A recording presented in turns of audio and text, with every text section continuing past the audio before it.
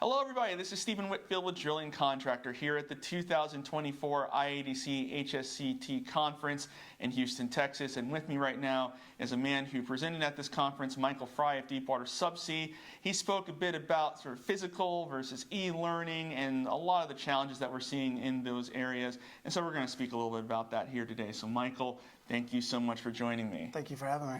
So in your presentation, you spoke about the sort of distinction between what you call craftsmanship and e-learning. Now, of course, like those terms might be vaguely familiar to a lot of our viewers out there, but can you sort of go into the detail of what makes those two things different? Sure. Well, I mean, craftsmanship is the ability to actually perform the job.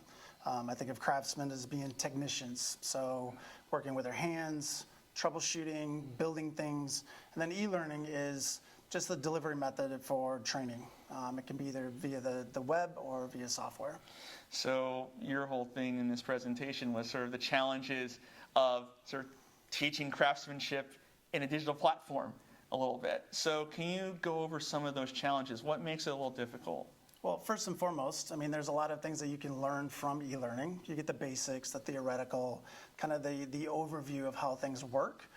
Where the gap is for craftsmen is you can't digitize the tactile experience. You can't, deliver training that gives the guy the sensation of what does it feel like, what's the texture, what's the heat, what's the pressure, what's the force or the resistance.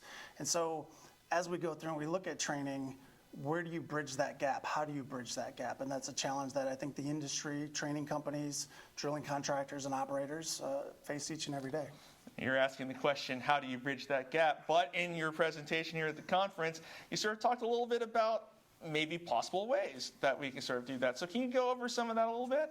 Sure. I think first and foremost is understanding what is the job that the person's going to be performing, right? What is his duties on board the ship, the boat? For me, once you understand what the task is that they're going to be doing, understanding then what skills do they need to have. When you understand that piece of the puzzle, the skills piece, then you look at what areas can you deliver that knowledge to them to bridge that gap, to close that gap, basically. One challenge is the OJT, the on-the-job training.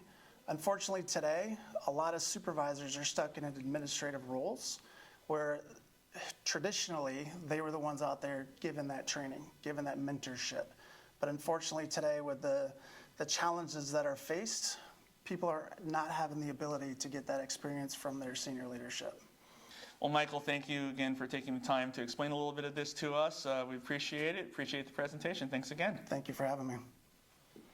And thank you for visiting Drilling Contractor.